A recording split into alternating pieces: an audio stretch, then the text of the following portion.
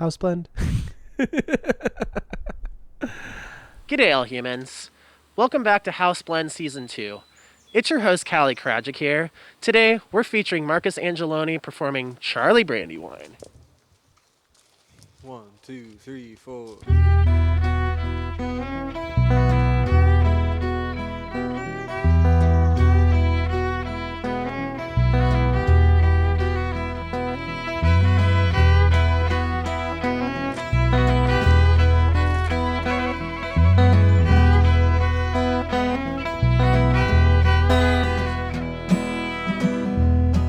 Well, he always took his chances, spent his holidays in jail, singing for the inmates just to see them smile. Oh, alcohol was his calling card, and he never stuck with one woman for too long. Partied his way to heaven, came back just to rage in hell. So drink, drink, drink it up, oh, drink like Charlie Brandywine. Drink, drink, drink up all love, and sing, sing, sing it up, oh, sing like Charlie Brandywine. Always singing up to the angels above.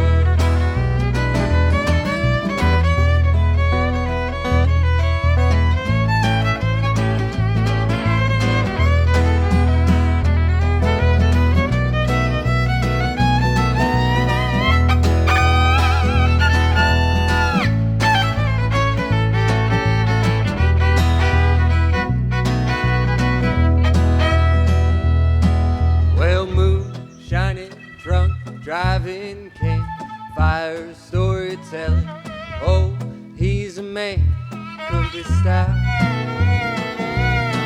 And hard party, powder coat and dancing, and ragtime swinging.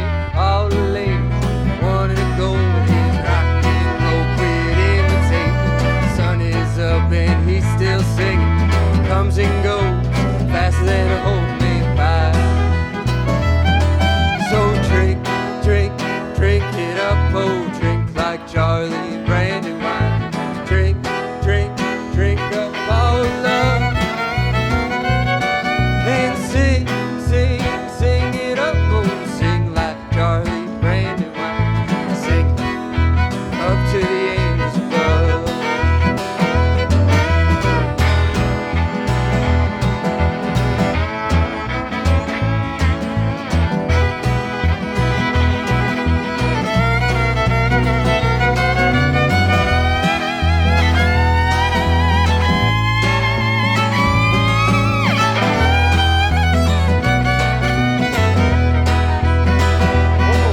So drink, drink, drink it up, oh, drink like Charlie Brandywine. Drink, drink, drink up all love, and sing, sing, sing it up, oh, sing like Charlie Brandywine. Sing it up to the angels above. So we sing it up to the angels above.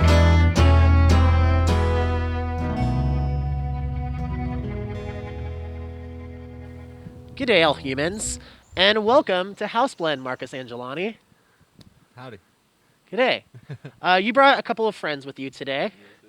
We have James Hello. and Harvey. Hey. Thank you for being here on Houseblend, you two. Thank you for having us.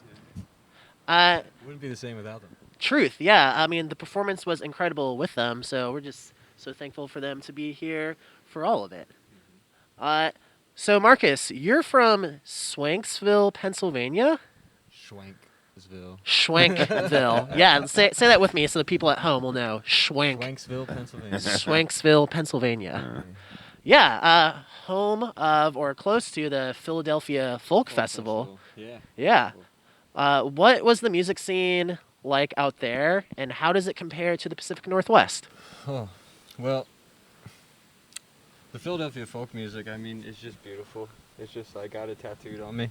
The Folk Musical Festival, that's where, like, I got a lot of experience in, because I didn't for other cultures, other states, and it was just like a blend of everything. So, heavy Grateful Dead roots, classic rock, 60s, 70s. So that kind of started out here, So if anything, it's a kind of going off what's already been here. If anything, it's similar vibes. Yeah. Similar vibes. Yeah, for sure. It's a much smaller town out there, though. in Yeah, where I lived, comparison. it was pretty small. That town is next to a bunch of towns that end up making one big town, But yeah, Schwenksville just has like a couple bars, stoplights, little river, old post office, a Wawa. Wawa. There's a gas station. Oh, Kind of like cool. a Plaid or something, but yeah, got some hoagies. Nice. Hoagies and grinders, hoagies and grinders. So in 2020, you released your first album, Yeah, Hillbilly Crooner. Hillbilly Crooner. What was that experience like? Well, James really released it with me. Really, I mean, the album would not be the same without him, and he helped arrange the songs with me and played on every single one of them. And then a couple other cats that I met in my short time here, like 9 months here, played with me. Pete Krebs, Taylor Kingman, Dave Lipkin, John Newfield, Mike Kirkendall recorded it, and they were all just a cool, great experience, like members of the Portland musician community that just got to jam with me, and it was fun. It was a good album. I think, Nice. yeah. What is it about playing with James and playing with Harvey that it's so special to this trio, or Well- just group in general? Because you don't always play together all the time. Right. You're right. I kind of play with whoever's available. I really love playing with James. He's always down. He's available often for me. Thanks. Well, you were my housemate for half a minute. I did. You lived guys at the put me house up. for a bit, Yeah. and that kind of facilitated that Yeah. You got to know the a little songs. bit. Yeah, we were hanging out. Hell yeah.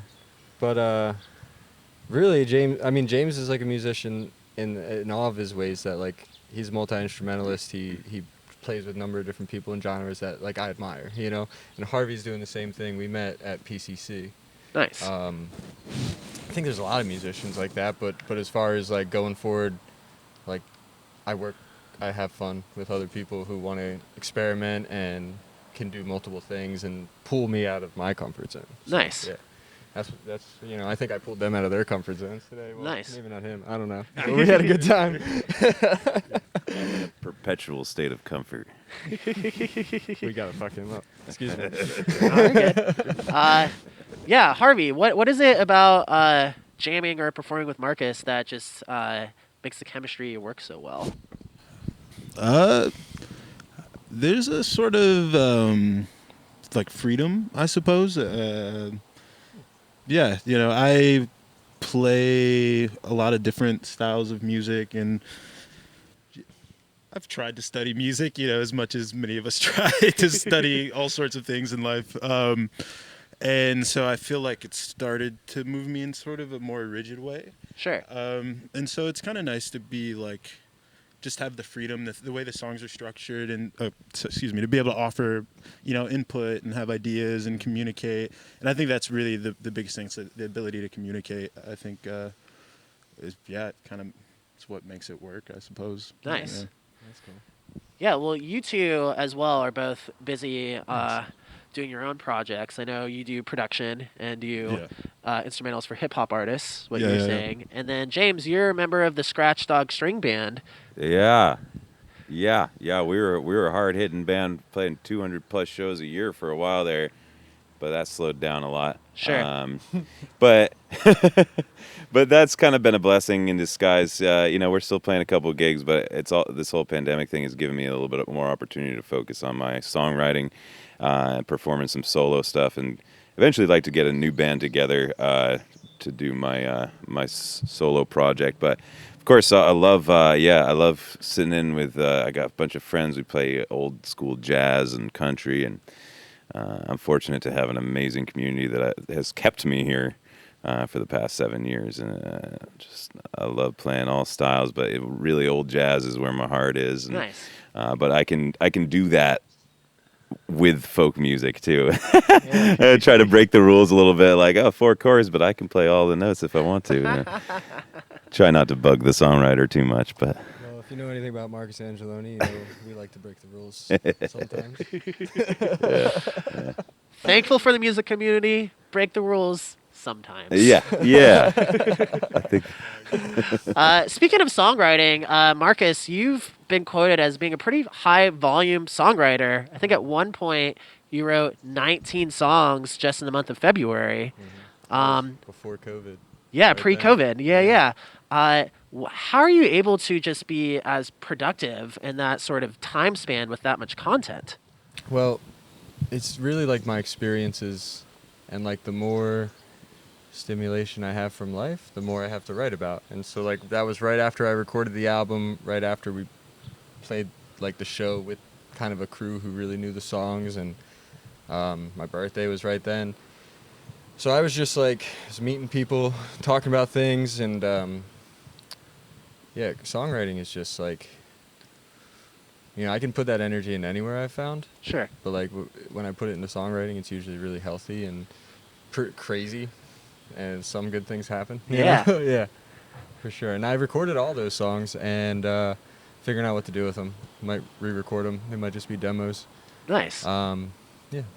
Cool. I know that with this performance today, you were very folk forward and folk focus, but you've expressed interest diving into other genres and Yeah. trying to tapping into other new things.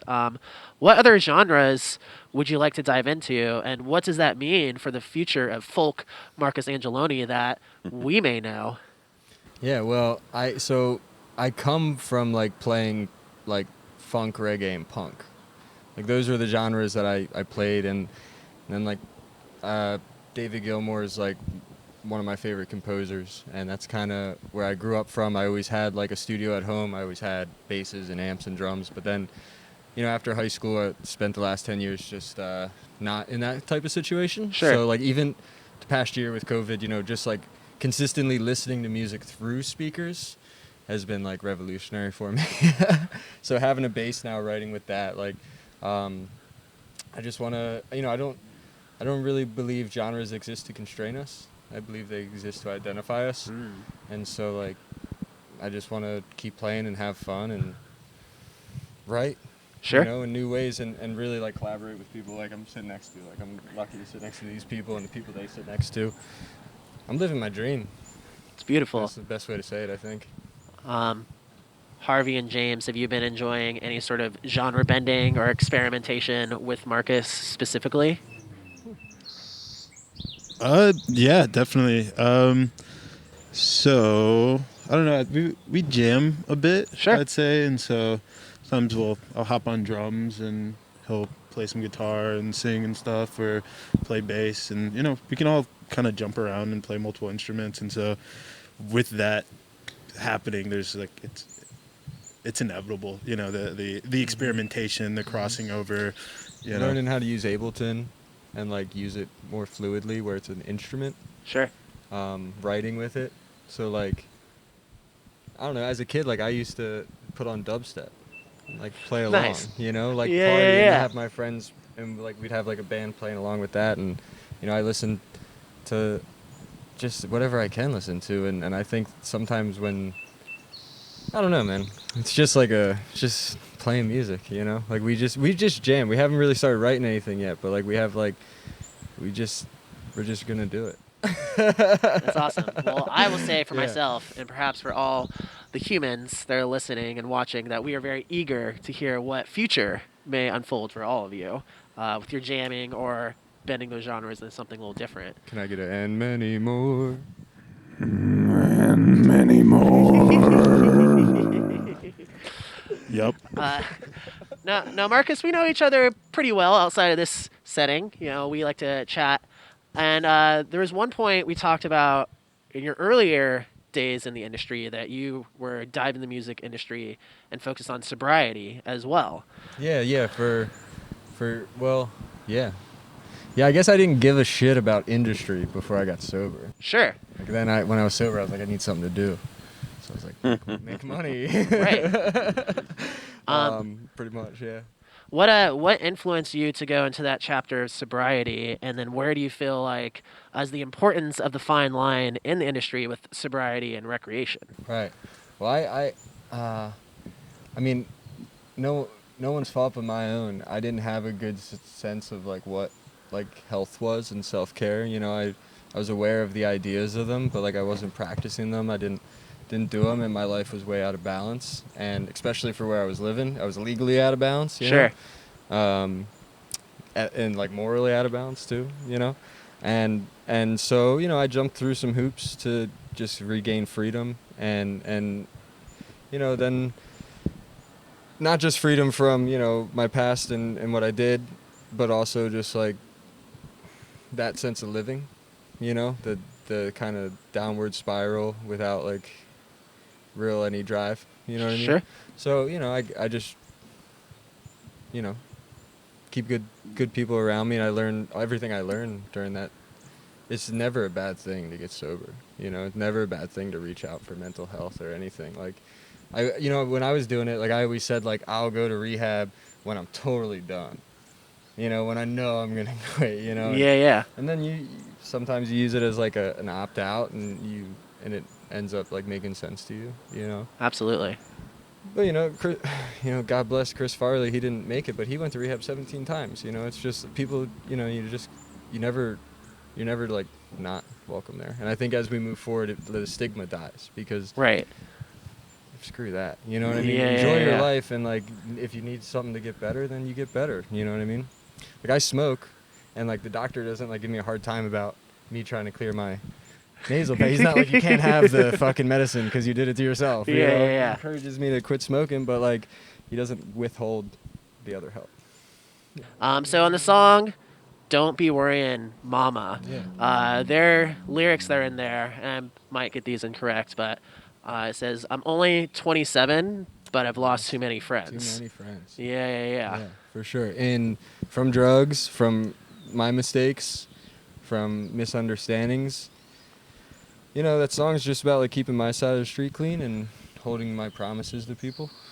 And why do that? Because I've done the other thing, and that kind of sucks, So try the other thing. Sure. Mm-hmm. I think, the music community in Portland, in addition to the people that we surround ourselves with, it can really hold a beautiful core of support. And we're just so grateful for you to be here and to have your fantastic players to be a support to bring everybody up. Mm-hmm. Thanks. Thank You you. too.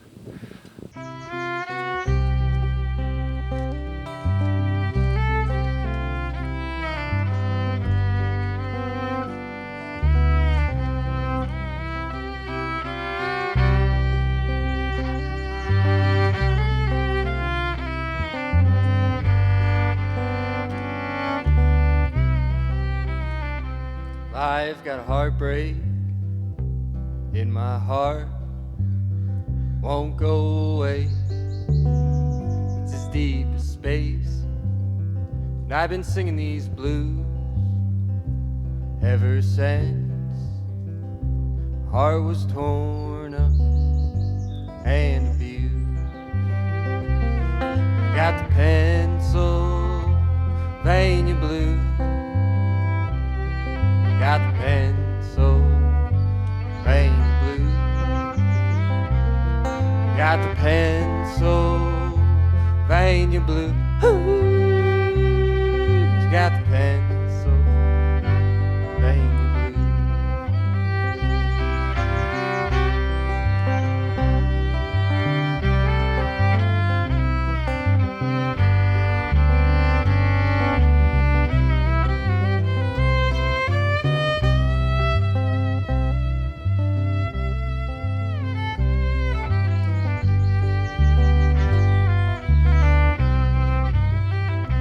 I've gotten high, and I gotten drunk,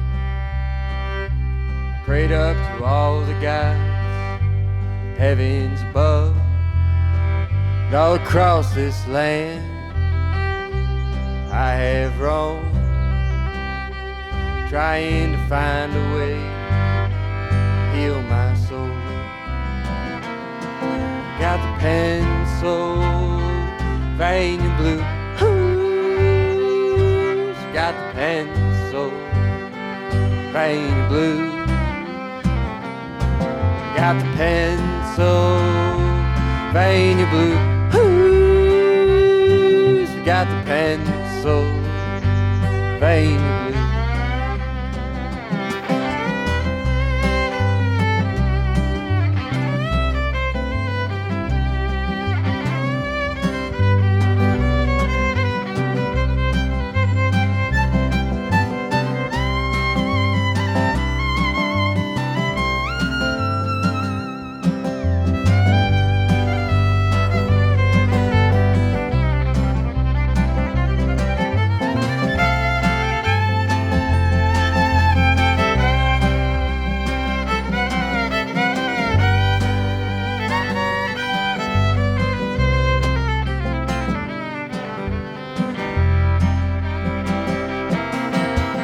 down county jails and halfway houses, rehabilitating in the valleys and the mountains. Try to get away, won't let me be.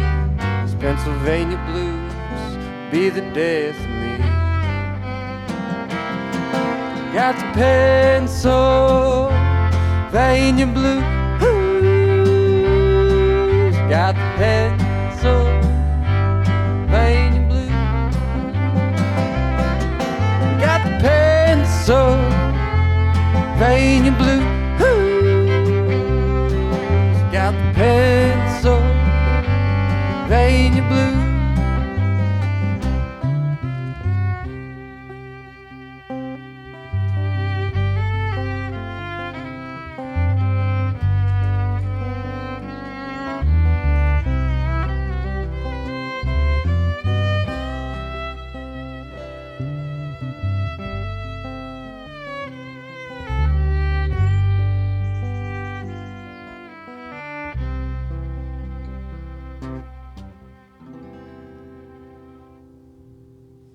We are going to move on to the next part of our program called the Cali Cap. So you two may know each other pretty well, but you may not know everything about each other. So I have a random array of questions here for you to pull out of the cap and then ask each other. My only request is that you don't pile all the questions onto one person, that you do mix up kind of who gets to ask each question. So Harvey, I'm going to hand this off to you. And if you just pull out a question and either ask James or Marcus here. Do I have to decide ahead of time, or can I look at the question? No, you and can then- look at the question first. You're gonna give me the good ones. Yeah. Pass this along, Yeah, you can. We'll read the question first, and then we'll go to the next one. All right, so this one will be for James. So we'd like to know what 3 albums should be on every jukebox. Yeah. Every jukebox. Jukebox Do they even and- have those anymore? How about everyone's playlist? It says jukebox. I like Jukebox? jukebox. No, I like jukebox. alright. I mean, if I had my choice, it would be. What is your choice? Yeah, it would be. I mean, probably "Desire" by Bob Dylan. Be a good choice. Probably I heard the devil likes that album. "Rubber Soul" maybe by the Beatles, and maybe Leon Redbone, maybe "Champagne Charlie." Leon Redbone. Is that the guy who wrote Lazy Bones? Well, he didn't write it, but he does does a that killer song. version of it. Yeah, yeah, I love that Fantastic. song. yeah. Righteous. Thank you. Oh, thank you, Harvey. All right, No, Marcus. thank you, Go Marcus. ahead and pull a question out of the cap. Oh, here, let me get one. Yeah, I can hold on to it for you, or you can hold on to it if you really feel near and dear to that question. You need it? I do not. I need it. I got you.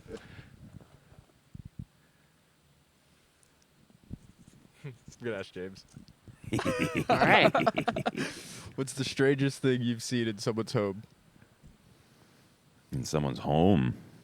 It's revealing. I don't know, man. I mean, I guess. Well, it's really weird, and I used to actually make, jun, which is kind of like kombucha. Sure. When people are making a lot of stuff like that. Oh, I'll tell you what the weirdest thing was. It was at this trailer in Arcata, and this guy was this awesome gypsy jazz guitar player took me on this acid trip, and went into his trailer, and he had in the back he had this composting system for his feces and stuff. Cool. It was disgusting, and I was pretty fried. And I'm looking at all of his shit, and I had because I had to go too. So I'm like, dude, I can't do this here. So that's the weirdest thing I've seen in the house. Yeah, Someone's home. someone's composting their own fecal matter. It's free. Holy shit. Yeah. Thanks for asking, Marcus. Appreciate it. All right. So who hasn't That's been asked a question yet? Everyone besides you. Oh, it's just me. Yeah. I really like just load them on you. Okay. Oh, I'll give this one to Marcus here. Marcus, what's What's your favorite way to eat/cook artichokes? On pizza, already cooked. Mm. Just on the slice. Throw it Nice. on a slice. But one time, the best way I ever cooked it, my friend Santiago and Hannah showed me this. We're in the Bald Eagle State Park. You just wrap it in tinfoil and you throw it in the fire. It's called a Oh, and yeah, you I've can do seen like that. stir fry like that. You cut up your peppers and potatoes, wrap it in the tinfoil, throw it in the fire, butter it, oil, whatever, salt and pepper, and then it's called a hobo stir fry. Classy. Nice. All right. Yeah, artichokes like that too. That sounds delightful. Should you do another one and ask Yeah. Harvey? Or, Yeah, definitely. Or, oh no, it's Harvey's turn. Nobody's This is asked the you a way it's question yet, going. though. Well, wanna whose ask fault is Harvey a that? question. That doesn't mean we throw off the order You're in right. which we asked the question. Probably No, you're right. good. I'm gonna say that this should definitely be a question directed towards Harvey, though. This is a good one for Harvey. We've been waiting for this one. What movie? This would be awesome. What movie would be greatly improved if it was made into a musical? What? What movie would be greatly improved if it was made into a musical? Aren't all movies musicals? Depends on your definition of musical. Yeah. I have no idea. Yeah. Most of the movies I watch, man, there's like music. I guess Right, it's the different, but soundtrack. you're taking it to the stage. Yeah, like Yeah. theatrical That's musical. That's what you're talking about. Like Okay, I when got you order your I got coffee, you. you need a medium. Okay, I got you. I do that sometimes. I don't know. I recently watched mid '90s. Actually, I'm gonna say, you ever seen God, what's that movie with like Omarion and Marcus Houston? I don't know. It's You Got Served. It's all just super crazy dance battles and flips. That I would drop some. I'd go see that. Honestly, I would love, especially if you get Omarion and Marcus Houston. Come on. That's true. That's You true. get the original. Come on. Yeah. So That'd be good. that's. Reboot opportunity. Make sure you have us on set. Omarion, Marcus Houston. We want a You Got Served to reboot the musical. Facts. We'll be in it I like it. for sure. Harvey, will you pull out another question out of the Cali Cap, please? So I guess I'll direct this at Marcus. Who's your favorite crooner? It's a really tough one. Sorry, James, you couldn't get that one. Alive or dead? Any? I really. Oh man. Me. Bobby Charles is really special to me. I like what he did. I like everything about him. Bobby Charles. Listen to Bobby Charles. And then I don't know. Bobby Charles. Sure. Yeah. I don't want to get into a debate about crooners. That's fair. James does. Can Papa Daddy jump in on this one? I love, Phone a friend. I love my crooners. I mean, Frank Sinatra, clearly, but and actually Bob Dylan does some good crooning on his later albums. But the best moment in croonerism of the 21st century is Iggy Pop Oh, on his sure. 2011, 2012 release called Après. And he croons. He does La Vie en Rose, and he's got this beautiful low bass croon with this slow vibrato. Yeah, Iggy Pop would be my. Just jumping in there. I know it wasn't my question, but Oh, that sounds like an That's album I need to listen to. I That's was some like, real oh, stuff. Oh, it's gotta be my question. Come on out. Do you have that record? I don't. I really want it. Should get James, that. I think you're the last one to ask one more question Ooh, out of the okay, Cali Cap here. Okay. Make it a good one. I think this would be for Harvey. Yeah. Yeah. Okay, I don't need any more. Harvey. If you could be any nursery rhyme character, who would you be and why? Ask him a different. Nursery, right? Damn. What are the nursery rhymes? Little Bo Peep and stuff, I guess. Yeah, like Oh, Mother yeah. Goose and Humpty Mother Dumpty. Goose, Three Blind Jack and Mice. Jack and Jill. the Beanstalk, does that count? That's not a nursery. That's a whole story. Jack and Jill. Yeah. Jack and the Beanstalk? Jack and Jill. Did they fall down and like bust their shit? No, I'm good. I think they die. I think so. Yeah, this like, is never pretty, get up again, I think is pretty how- dark, man. Was the Rig Rather Rosie? Wait, what was I thinking beforehand? What did I have in I mind? said Jack and the Beanstalk. Jack and the Beanstalk. Is that? There's got to be a song for that. I don't that think it's counts. technically a nursery rhyme, but Or like the knick-knack, paddywhack, give it. These Dog are a just bone. nursery rhymes. Yeah. I don't even know if it's about anybody or anything, but that one's pretty hard. I mean, I'm just saying, like, That's come fair, on, that's fair. give a dog a give bone. a dog you a know? bone. Yeah. And, like, help a brother out, just for the if we're gonna embody, the spirit of a nursery rhyme. Sorry, maybe I took that in the wrong direction. No, I no, love it's that. spot Jack on. and the Love that. Beanstalk. If I can't climb the beanstalk and get the golden goose, you know what I mean, and like kick it with some giants. Right. Also, if the giants were a metaphor, let's go with Jack and the Beanstalk, and the giants are a metaphor for like my heroes. That would be dope. You just took it there. That was We great. could write a song about that. We could. Meta. Yeah. Yeah. 4. Marcus Angeloni, Callie. do you have any parting words for the humans? Thanks so much for listening, hanging out with us. I hope you had as much fun as we did, and I hope we get to do it again soon. Thanks. Harvey, James, House Blend, Cheers. Glory, glory. Portland, Oregon. Thanks, y'all. Thank you, Marcus. Thank you, James. Thank you. Thank you, Harvey. Yeah. And thank you, all humans, for tuning in and watching and listening once again. My name is Callie Krajic, and this is House Blend.